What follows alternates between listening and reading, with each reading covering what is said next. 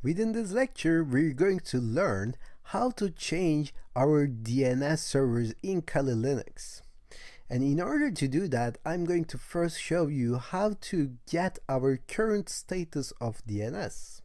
Maybe you remember that we use cat command to get the contents of a file. So I'm going to cat this file, etc resolve.conf. You have to exactly write like this, etc resolve.conf, and it gives you the current DNS server in your Kali machine. As you can see, it says name server 192.168.1.1, and we're going to change some file, and after that we're going to run this cat command once more in order to understand whether it's changed or not. But bear in mind that it won't always work. Sometimes when you change the DNS address, it won't get effective immediately, but rather it gets effective after you introduce VPN to the system. I know it's a little bit complicated, but don't worry about it. I'm going to show you one step at a time. So in this first step, we're going to change our DNS inside of Kali Linux. In order to do that, we're going to change a file, and in order to change this file, we are using a command called nano. So nano is actually something like livepad, okay? It allows us to edit files. It's kind of a livepad, but it has some other features as well.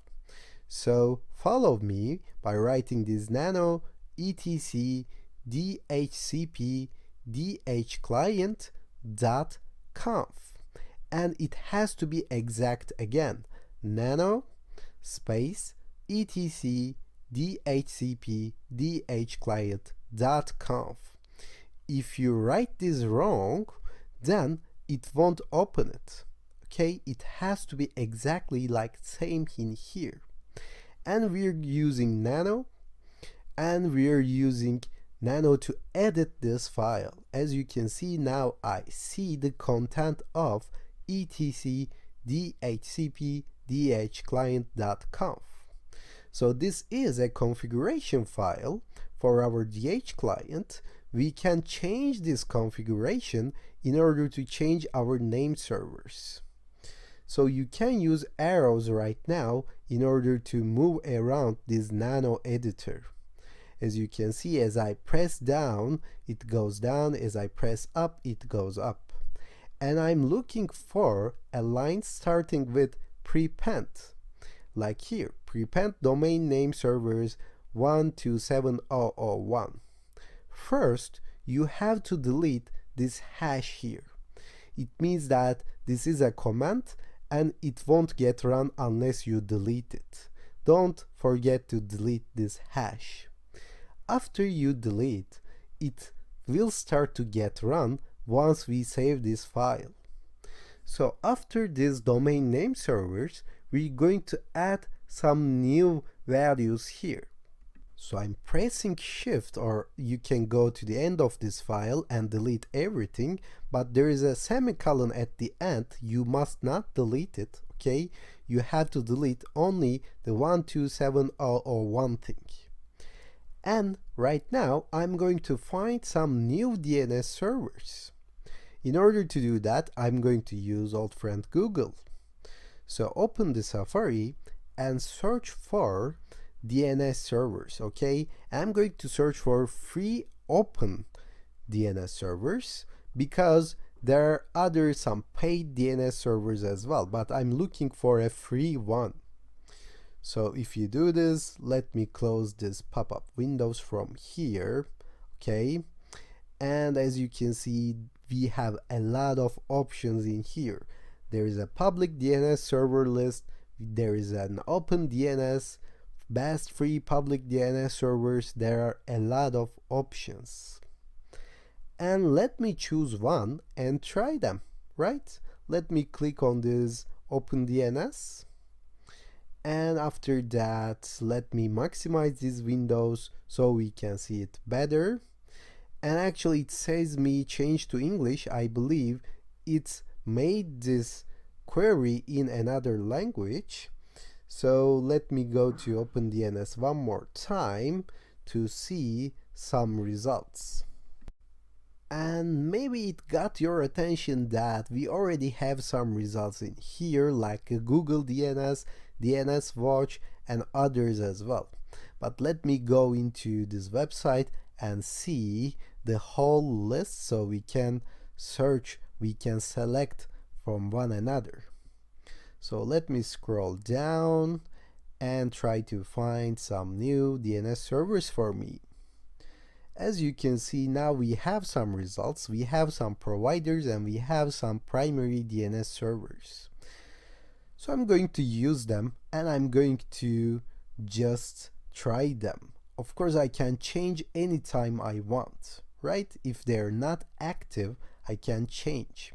And I can use up to 3 DNS servers at one time. So I'm going to actually include 3 of them. It will be more effective. So if one doesn't work, the system will go for another automatically. So copy it with Ctrl+C and come here and paste it with Ctrl+V, or just right clicking in here, and you have to add a comma after this and leave one space.